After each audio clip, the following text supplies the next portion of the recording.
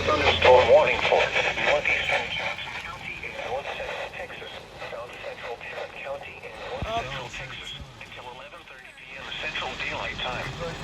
At 10:52 p.m. Central Daylight Time, a severe thunderstorm was located over Crowley, moving southeast at 25 miles per hour. This is a destructive storm for areas from Crowley to Burleson in southern Tarrant County and northern Johnson County. Oh boy. Hazard, 80 miles per hour wind gusts. Oh boy. Source, radar. 80-mile-an-hour winds for southern Tarrant County. Will be dangerous to those caught without shelter. Mobile homes will be heavily damaged. Expect considerable damage to roofs, windows, and vehicles.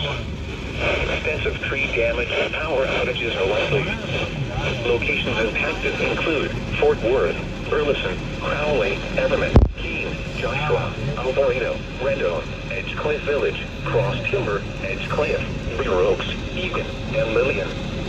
This includes Interstate 35W between mile markers 29 and 44. For your protection, get a sturdy center and stay away from windows.